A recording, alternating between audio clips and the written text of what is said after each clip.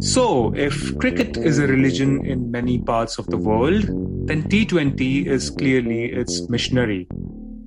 It's the biggest promoter. An eternal cricket romantic might be tempted to dismiss the format and even the T20 World Cup by saying it's the lesser World Cup. But then a realist would know that this is inevitably the future.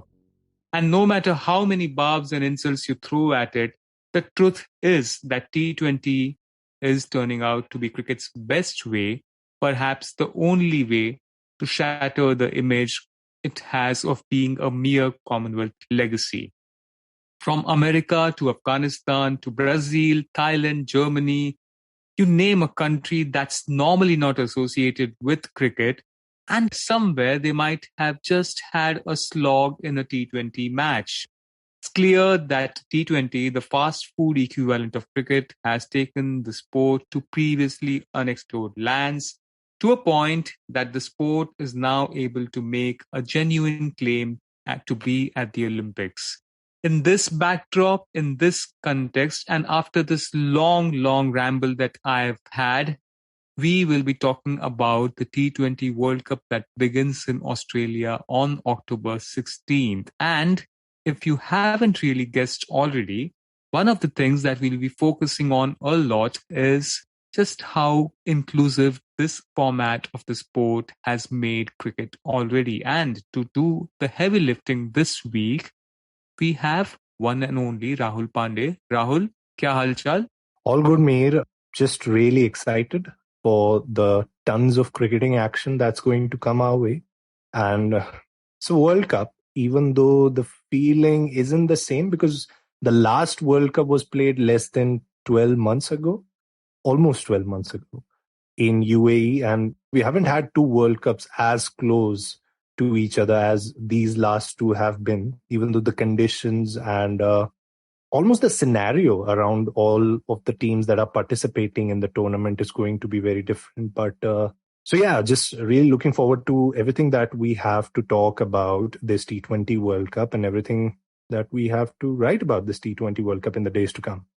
Right. And before we get into the usual things, हम usual suspects को तो यार cover कर ही लेंगे. India, Pakistan, Australia, England, South Africa, ये सारी teams के बारे में हम पूरा साल बात करते ही रहते हैं. But इसलिए we thought कि काफी कुछ नया है, and anyway this first week of the T20 World Cup will be slightly less hectic from our point of view and also for the big teams. But Rahul, you have been doing something that's usually not sporty. आप एक map बना रहे हो, and that map actually is quite revealing because it just shows the T20 as a format कितना penetrate कर डाला है cricketing world को. I mean, it's crazy when you think of countries like Papua New Guinea, for example, going, I won't say big, but at least having big ambitions in cricket. And that's what I think T20 has managed to do. Yeah, I mean, it's incredible how this format in itself has developed over the years. I mean, it was only 15 years ago we had the first T20 World Cup in September. And 12 teams participated in that competition. Now, if you look at the number of teams participating in this one, it's not too many. I mean, not in the sense that there's been like this big increase in the number of teams participating. A total of 8 teams will participate in the round 1 of this T20 World Cup. And then 2 from both the groups, Group 1 and Group 2, will qualify for the Super 12 stages where 8 teams are already there. So 16 teams participating in the competition. But if you look at individual stories, you mentioned Afghanistan. And I think they're the biggest example of where this format can take associate nations who in 2018 were given T20I international status from ICC. So it all changed in 2018. Basically, before that, only a total of 22 teams had participated in a T20I match. Since then, since the first quarter of 2018, a total of 94 teams have played at least one T20 international. Now, that's a pretty big number. One may say that even though they have been granted status now, but they were playing cricket before. But I think it's not the same when you are playing a T20 international, when you are an ICC acknowledged team, an ICC international status granted team. So yeah, the number of teams over the last 4 years in the format has increased drastically, but there's still a long way to go in the sense that T20 as a format, एक ऐसा format है जिसमें more and more teams can play because of the short duration of time and because of the nature of batters dominating it, just the binary thinking of going for a big hit or being dismissed in the process. That allows more and more teams to grow in a shorter span of time, as Afghanistan have. In 2009, they played their first T20 World Cup. They qualified for it. And now in 2022, they have come on to a stage where they have become an automatic qualifier for the competition. So this journey has, I think, been a good roadmap for all the other teams. Namibia are going to feature in round one for the second consecutive T20 World Cup. Exciting story there as well. And I think another part that has helped T20 in progressing so fast and at this quick rate is the number of franchisee leagues across the planet and the opportunities players from associate nations get to play in them. So Afghanistan have a lot of players who play T20 leagues across the world, Big Bash, IPL, Pakistan Super League, even Caribbean Premier League. And they get such used to these conditions across the 1.5 months or 2 months period of time when they are playing cricket in these nations that whenever an international competition takes place in those conditions, it is easier for them to get acclimatized with their national team. No, absolutely. I think one thing that T20 has done is it has totally democratized the sport. And you mentioned a couple of points, Rahul. मतलब मेरा अगर जो थोड़ा सा, if I look at parallels, right? I mean, then I see a clear parallel between what's happening in cricket and T20 to say, for example, rugby and rugby sevens, basketball and the 3x3 version of it, or even hockey for that matter, 11-a-side and 5-a-side वाला. And थोड़ा सा अगर जो common threads अगर जो हम देखना है तो एक तो उसमें क्लियर कट ये है कि रग्बी की अगर जो हम एग्जांपल है तो देन द ट्रेडिशनल फॉर्मेट जो रग्बी का प्रॉपर 15 साइड फॉर्मेट है वो भी मतलब काफी it's like a thing that's काफी हायर पेडेस्टल पे उसे रखा जाता है. They are enshrined in traditions both these formats, cricket में टेस्ट क्रिकेट एंड रग्बी का the normal rugby format. But sevens ने काफी grow कर डाला. I mean, we've seen teams like Fiji and Samoa and all these countries have really grown into these powerhouses sort of countries in the shorter format of rugby. And cricket maybe, like you mentioned, although these new countries aren't really powerhouses, but उन्हें एक direction मिल गया. And I also believe apart from the things that you mentioned of, apart from the leagues mushrooming all over the world and stuff, I also feel कि यार छोटी-छोटी चीजें ना जैसे T20 में there is lesser financial commitment, उसका duration छोटा है तो आपको मतलब एक country जिसे history नहीं है, they also have somewhat a chance to make their mark. Unlike test cricket जहाँ पर अगर जो आप एक innings में भी ठीक कर लेते हो तो then the other team has almost in majority of the cases a chance to make a stronger comeback in the second innings. तो वो भी एक format also helps. And I think आप सिर्फ 20 ओवर की बात कर रहे हो तो आपके स्किल सेट जो है उसमें काफी चल जाते हैं. Plenty of reasons why T20 has helped smaller nations, but it also given rise to newer stars. नहीं Rahul? Absolutely. And you mentioned a very interesting point. When it comes to Test cricket, it's 5 days of action. And even the most biggest or the oldest of the fans from the full-time playing nations, say India, Pakistan, England, there are not a lot of people who watch Test cricket on a regular basis, who consume that format on a regular basis as opposed to T20. So it also depends on the television audience, the internet audience who is consuming this format. And I think that way T20 also helps the new teams, new viewers to get acclimatized to the sport. For them, I think it's a good way to introduce the sport to their audience.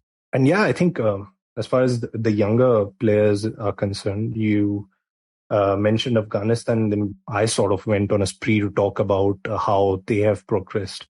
I think their team, if you look at the players, Rahmanullah Gurbaz, someone like him, who I think right now is one of the most exciting openers in the format. has gotten his break from playing in the several domestic leagues across the world. And then वो जो binary thinking है जिसके बारे में हम बात कर रहे हैं, which is so pivotal to this format, you either go big or you depart, because that's the kind of rate at which runs are being scored in this format, and that's the kind of rate at which the bowlers are getting hit.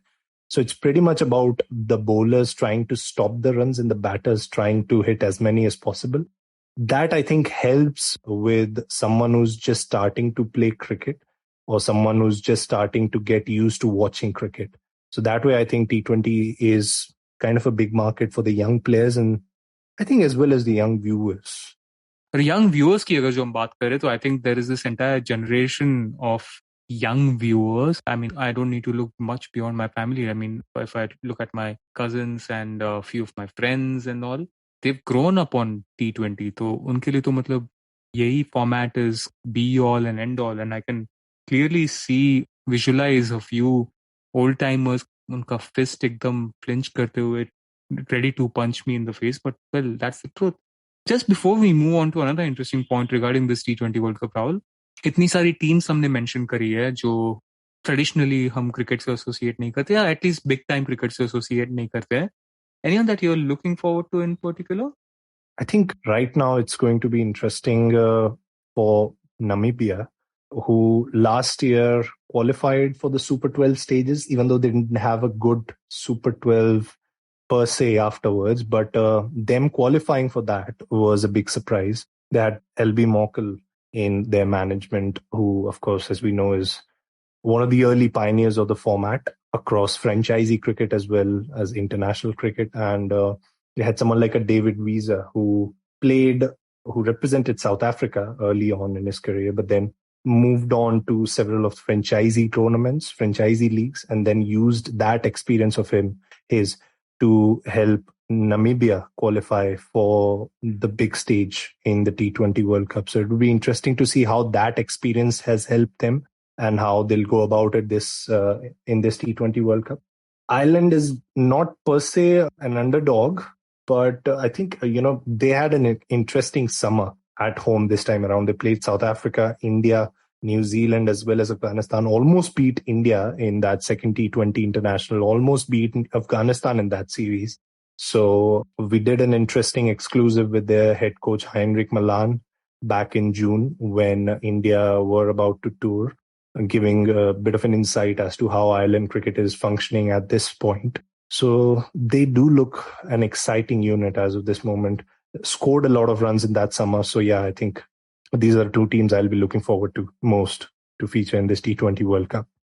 Yeah, I'll be looking forward to the Netherlands just because उनकी जो orange jersey है, that really adds freshness to the entire tournament. वरना हम वही घिसी-पिटी blue, yellow, green jerseys देखते हैं. So looking forward to some flash of orange in the coming weeks. But flash of orange के अलावा दूसरी जो एक काफी interesting चीज होगी, I think it's already started to show in the warm-up games. Nairal, just the whole timing of this tournament. Now, of course, Australia and it's summer and all those things, but यार ये तो मतलब एक prelude to summer weather है Australia में. The season doesn't really start this early. I don't know how it is during the BBL, but I can't remember watching cricket in Australia in October. I mean, again, like with all cricket episodes में हमेशा एक disclaimer डाल देता हूँ कि मैं ज्यादा cricket देखता हूँ बट इतना भी ज्यादा नहीं देखता हूँ कि मतलब मुझे 10 साल पहले क्या हुआ था, 3 साल पहले या 1 महीने पहले क्या हुआ था वो याद रहेगा. बट राहुल यार, इज इट कॉमन कि ऑस्ट्रेलिया में अक्टूबर में मैचेस एटलीस्ट ये लेवल के होते हैं? It isn't, and in fact I can't remember another World Cup that has been played in such cold conditions, because Australia में अभी अगर हम बात करें, so India reached Australia last Friday. We are recording this pod on Thursday, and so the media team was on work almost instantly. India had a video recorded on Friday wherein 4 of the players were having a conversation around the weather conditions. Yuzvendra Chahal did mention how a cup of tea is going to be one of the quintessential items, because Perth, which is where India are at the moment, is one of the coldest cities in Australia right now. The temperature has fell as down as 9 degrees, which is pretty cold given how Australian cricket summer is going to begin in a week's time, and it's not really summer there yet. And we've done a projection sort of thing of how the temperature is going to change as India go forward in the tournament. And even if India reach the final, whoever reaches the final on the 13th of November is expected to weather conditions as cold as 10 degrees Celsius, which is crazy given the fact that this is a World Cup. And even in my short history of watching cricket, I haven't seen this cold a World Cup. It's going to be a big challenge, even though it may not affect the match directly, because we haven't heard in the past, even though there have been scientific studies, nothing has been proven as far as how the cloud covers or how cold conditions affect ball swinging or seaming for that matter. So it's going to be a tricky challenge, this one, for players to get used to. But I think since India have landed in Perth, they have already played a warm-up match there. They are going to play another warm-up match on Friday, which is tomorrow from when we are recording. It's going to be a good bit of first week for them to get used to the conditions and then go forward. It will be. From the warm-up match, kuch hua tha impact? Yeah, not much. I mean, I would assume ki the ball would move around and do stuff, especially when it's slightly cold. But, well, who knows? Yeah, I mean, white ball, there isn't that much of a movement as opposed to a red ball when teams play in Waka, which was considered one of the quickest surfaces in world cricket not that long ago. But I think as far as this T20 World Cup is concerned, mostly ICC, what they do before these big tournaments is try and get pitches that are assisting to batters to score as many runs as possible, because that way they can market the format around the one thing they market it the most, which is run scoring, big hits. But it's going to be difficult because Australia mein grounds kafi bade hote hain. I was just going through the data, and Australia, I think, is second country in the sense of least boundaries hit in T20 eyes, given the big grounds, given how tough it is to pace early on in the tournament. That's also going to be one of the things India will look forward to. Pace conditions काफी change होंगी as opposed to the bilateral series जो India अभी घर से खेल के आई है. But I think that's where the 4 warm-up matches, जो 2 against Western Australia, one of which has already been played, and 1 against Australia and New Zealand. That's where these games are going to help them before going into the Pakistan match. But yeah, as far as the swing and all is concerned, I don't think the weather is going to play that big a part, especially with the white ball involved. Well, we'll see. India, as you just mentioned, opened their campaign on the 23rd against Pakistan. Chota-mota matches over the weekend. But, well, we'll be dedicating an entire pod to this chota-mota match. So, yeah, do watch out for that. And along with that, we'll see if after we've dissected everything that's to be dissected for the match between India and Pakistan, agar jo kuch samay bach jayega, we'll also try and look at other countries. But, well, I think, Rahul, it might not be a bad idea to come more regularly and do these pods during the T20 World Cup. So that's something that we'll try again. So if we miss out on Australia, England, South Africa, Namibia, PNG, Netherlands, all these countries in our pod next week, we will try to cover them in the episodes that follow. Now, इतना मैंने build up कर डाला है, तो आज का pod सुनने के लिए thank you, but अगले हफ्ते का pod जरूर सुनना.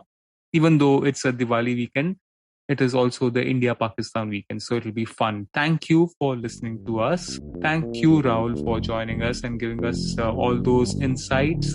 And yeah, we'll be back next week.